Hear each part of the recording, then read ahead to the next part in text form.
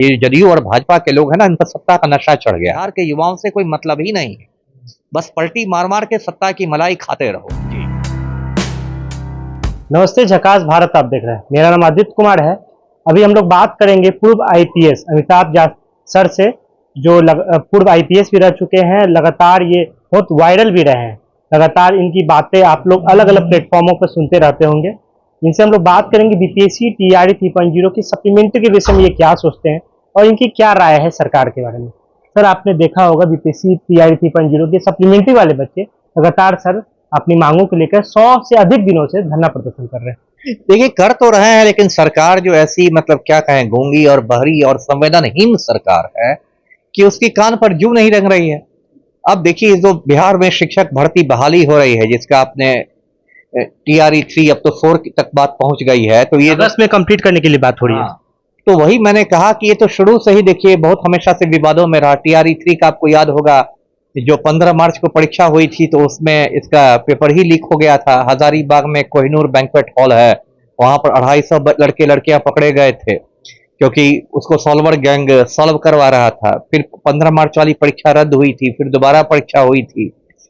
और supplementary result वाली जो मांग है, जिसको हिंदी में पूरक परीक्षा फल कहते हैं, वो एकदम जायज मांग है कि मान लीजिए पहले लिस्ट में कुछ लोगों का नहीं हुआ तो पूरक परीक्षा फल आप निकालिए, बाकी लोगों को एडजस्ट कीजिए।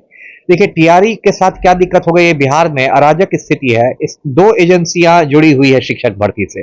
एक एजेंसी है बीपीएससी और एक एजेंसी है शिक्षा विभाग, है ना। जो बिहार लोक सेवा आयोग है वो परीक्षा लेती है, परीक्षा फल निकालती है, और जो शिक्षा विभाग है वो डॉक्यूमेंट वेरिफिकेशन करता है, डीबी करता है और फिर योगदान दिलवाता है। अब दिक्कत क्या है कि शिक्षा विभाग और बीपीएससी में तालमेल है ही नहीं। मतलब समन्वय जो होना चाहिए दोनों एजेंसियों में, दोनों तो बिहार सरकार की एजेंसियां हैं, तो समन्वय शून्य है और इसका खामियाजा बच्चों को उठाना पड़ता है। अब मान लीजिए आप बीपीएससी से जाकर सवाल करेंगे कि पूरक परीक्षा फल आप क्यों नहीं निकालते, तो वो शिक्षा विभाग पर फेंक देगा कि शिक्षा विभाग से ऐसा हो भी रहा है सर। बच्चे बार बार बोल रहे हैं, शिक्षा मंत्री जब बोल रहे हैं कि हमने बीपीएससी को आग्रह कर दिया है और बीपीएससी बोल रहा है कि हम अभी तक हमारे पास कोई जानकारी नहीं आई है। तो बताइए, आग्रह किया है तो कैसे आग्रह किया? कबूतर उड़ा के भेजा है संदेश, है ना। अरे आज के जमाना में व्हाट्सएप है, ईमेल है, दोनों पटना में बैठते हैं। बीपीएससी चेयरमैन भी पटना में, शिक्षा मंत्री पटना में, शिक्षा विभाग के अपर मुख्य सचिव पटना में। लाखों बच्चों का भविष्य दांव पर लगा हुआ और आप एक बैठक नहीं कर सकते हैं, ये कितने शर्म की बात है। तो ये हो रहा है। और देखिए, सिर्फ यही नहीं, शिक्षक बहाली जब से शुरू हुई है लगातार विवादों में। आपको याद होगा जब मूल विज्ञापन निकला था टीआरई 1 का, तो उसमें डोमिसाइल का प्रावधान था, है ना, कि मतलब बिहार के अस्थायी निवासियों को प्राथमिकता दी जाएगी। बाद में जो उस समय के शिक्षा मंत्री थे प्रोफेसर चंद्रशेखर, उन्होंने कहा कि नहीं, यदि डोमिसाइल नीति बनी रहेगी तो बहुत सारी रिक्तियां रह जाएगी, बहुत सारी सीटें खाली रह जाएगी, तो डोमिसाइल हटाया गया। ये बुद्धि तो आपको पहले आनी चाहिए थी ना। उसके बाद देखिए, बच्चों की एक मांग थी, वो भी जायज मांग थी, 1 स्टूडेंट 1 रिजल्ट, एक अभ्यर्थी का एक परीक्षा फल होना चाहिए। अभी क्या होता है कि एक अभ्यर्थी 3 जगह 4 जगह सफल हो जाता है और भौतिक रूप से तो वो किसी एक ही जगह योगदान करता है, एक ही जगह ज्वाइन करता है, तो बाकी सीटें खाली रह जाती है। लेकिन उस पर भी कोई मतलब इन लोग का जवाब नहीं आया संतोषजनक, उसको भी लोगों ने नहीं किया। उसके बाद एक मांग ये थी कि जो आपको जाता है बेल्ट्रॉन में, जो जाता है, कुछ बच्चों को बेल्ट्रॉन का फोन आने लगा था बेल्ट्रॉन के लोगों से। अब सच्चे कर्मचारी थे कि फर्जी थे, लेकिन फोन आने लगा था कि बेल्ट्रॉन का ओएमआर सीट हमारे यहाँ पहुंचा हुआ है, इतने पैसे लाओ तो तुमको ये करेंगे।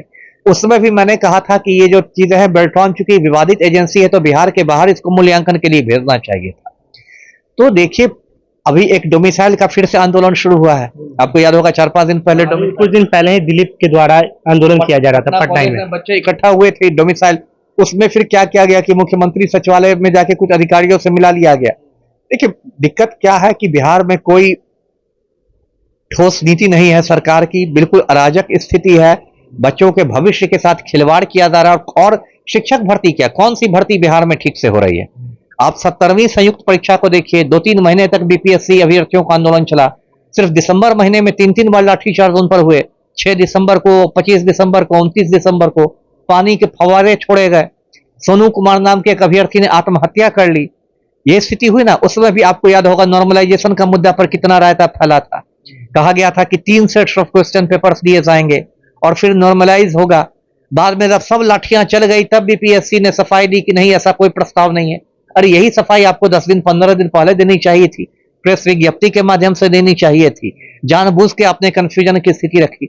सिपाही भर्ती का वही हाल है, सिपाही भर्ती की जो परीक्षा हुई थी उसको रद्द करना पड़ा था, है ना। 1 अक्टूबर को 2023 को परीक्षा हुई थी, फिर रद्द हो, फिर 3 अक्टूबर को रद्द करना पड़ा, उसका पेपर लीक हुआ। तो कौन सी परीक्षा यहां पर हो रही है? एक संजीव मुखिया है, पलटू राम के ही जिला का है, वो पेपर लीक का ये है, सरगना है, पेपर लीक गिरोह का सरगना है। उसका नाम, कहीं भी पेपर लीक होता है, वो नीट की परीक्षा हो, कोई परीक्षा हो, उसमें संजीव मुखिया का नाम आता है। तो ये सब जो हो रहा है एकदम शैक्षणिक अराजकता है। और पलटू राम, मैं क्या कहूं, खुद छात्र आंदोलन की उपज है। नीतीश कुमार 1974 में जो बिहार में छात्र आंदोलन हुआ था, उससे उन्होंने अपनी राजनीतिक पारी शुरू की थी। और आज इतना संवेदनहीन हो गए हैं कि उनको 2 मिनट नहीं है बच्चों से मिलने का। तो जो हो रहा है ये बहुत दुर्भाग्यपूर्ण है। मैं पूरक परीक्षा फल के मुद्दे पर ये शिक्षक अभ्यर्थियों के बिल्कुल साथ खड़ा हुआ हूं और मैं उनका समर्थन करता हूं। जी, बार बार सर, जनता दल यूनाइटेड के प्रवक्ता हो चाहे भाजपा के एमएलसी हो, जो शिक्षकों के नेता है, वो बार बार आश्वासन देते हैं, लेकिन उसके बाद भी जब बच्चे उनके पास जाते हैं तो अब उनका चेहरा सामने आते जा रहा है कि अब उनके साथ दिख नहीं रहे हैं वो लोग। वही मैंने कहा ना कि छात्र आंदोलन की उपज है पलटू राम, और कुछ नहीं हो रहा है। बीपीएससी के अभ्यर्थियों पर लाठियां चलाई जा रही है। देखिए, इन लोग पर सत्ता का नशा आ गया है। ये जदयू और भाजपा के लोग हैं ना, इन पर सत्ता का नशा चढ़ गया है, जबकि सत्ता कोई परमानेंट चीज नहीं है। 5 महीने बाद फिर चुनाव होंगे, है ना। और मैं बार बार कहता हूं कि बिहार का युवा इस बार बहुत गुस्से में है, और यदि सारे बेरोजगार एक हो गए ना तो मुख्यमंत्री को बेरोजगार कर देंगे, है ना। तब ये लोग सब चले जाएंगे बेरोजगार होके, मुख्यमंत्री भी बेरोजगार हो जाएंगे, शिक्षा मंत्री भी बेरोजगार हो जाएंगे, उप मुख्यमंत्री भी बेरोजगार हो जाएंगे। सत्ता का नशा उतरने में देर नहीं लगती है, लेकिन लोग का नशा हो गया है तो हो गया है। जी, अभी कुछ दिन पहले ही, 1 से 2 दिन पहले, जब बीजेपी कार्यालय में बच्चे गए थे डिप्टी चीफ मिनिस्टर सम्राट चौधरी से मिलने, तो उनके साथ मिसबिहेव भी किया गया सम्राट चौधरी के द्वारा, और साथ ही साथ उनको फिर से एक नया आश्वासन दिया गया कि आप आइए हमारे जनता दरबार में, वहां पे आपसे बात की जाए। क्या फेंका फेंकी हो रहा है? क्या वही हो रहा है, फेंका फेंकी ना। ये तो है। अब सम्राट चौधरी तो मतलब अपने तो परिवारवाद से फायदा उठा रहे हैं। उनके पूज्य पिता शकुनी चौधरी मिनिस्टर थे, तो वो भी मिनिस्टर बने हुए हैं, डिप्टी सीएम बने हुए हैं। लेकिन जो एक आम परिवार का लड़का है, उसके सामने तो दाल रोटी का संकट है। हर का पिता तो शकुनी चौधरी जैसा मिनिस्टर नहीं था, उसके सामने तो दाल रोटी का संकट है, आजीविका का संकट है। आप तो पगड़ी बांध के मूछ दाढ़ी बढ़ा के घूम रहे हैं। तो वही है, कहीं जाइएगा तो उसको पिटवा देंगे, कहीं होता है। अभी देखिए, इसके बेल्ट्रॉन वाला में जो होता है डाटा एंट्री ऑपरेटर्स का जो रिजल्ट आया, उसको लेके विवाद है। उसको लेके शास्त्री नगर में बेल्ट्रॉन कार्यालय में सैकड़ों बच्चे पहुंचे हुए थे। उसका एक अलग मुद्दा है कि 6 लाख बच्चों ने उसका फॉर्म भरा था, 1,000 रुपया हर बच्चे से फॉर्म में लिया था बेल्ट्रॉन ने। और जो डाटा एंट्री ऑपरेटर्स होते हैं, जो संविदा के आधार पर दिए जाते हैं कार्यालयों में, उसके रिजल्ट में अनियमितताएं हैं। और जब बच्चे गए प्रदर्शन करने तो बच्चों पर एफआईआर करा दिया गया शास्त्री नगर थाना में। एक बिहार में नया ट्रेंड शुरू हुआ है कि पहले गड़बड़ी करो एग्जाम में, और तब कोई बच्चा इंसाफ मांगे तो उस पर एक प्राथमिकी कर दो, एफआईआर कर दो, उसको धमकाओ कि तुम्हारा करियर खराब कर देंगे। जी, आपको क्या लगता है सर, ये जो पूरी जो घटना हो रही है, बार बार प्रश्न चिन्ह उठ रहा है, वो लगातार बिहार सरकार के या सरकार के जो बॉडी है, जो नीति बॉडी है, चाहे उनकी सरकार की जो भी चीज, उन पे लगातार उंगलियां उठ रही है। तो क्या सरकार शिक्षा व्यवस्था को चलाना ही नहीं चाह रही है? क्या नहीं चाह रही है? शैक्षणिक अराजकता है बिहार में। आपको याद होगा, दर्शकों को याद होगा, अभी 6-7 साल पहले की बात है, बिहार में इंटर का रिजल्ट निकला और पॉलिटिकल साइंस में, राजनीति विज्ञान में रूबी नाम की एक लड़की टॉप कर गई। और जब उस टॉपर से पूछा मीडिया वालों ने कि पॉलिटिकल साइंस में किस चीज की पढ़ाई होती है, तो उसने जवाब दिया कि राजनीति विज्ञान में खाना पकाना सिखाया जाता है। ये बिहार के टॉपर का जवाब था, आप कल्पना कीजिए। और तब जब जांच बैठी तब पता चला कि वैशाली में कोई है कॉलेज, कौन बच्चा रहा है कॉलेज, कौन रहा है कॉलेज है, सारे टॉपर वहीं से निकल रहे हैं। तो पलटू राम जो हमारे मुख्यमंत्री हैं, तो ये तो माफिया डॉन के चपरासी बन गए हैं, अनंत सिंह के चपरासी हैं, और दिन रात माफिया की सेवा में लगे रहते हैं। इनको बिहार के भविष्य से, बिहार के युवाओं से कोई मतलब ही नहीं है।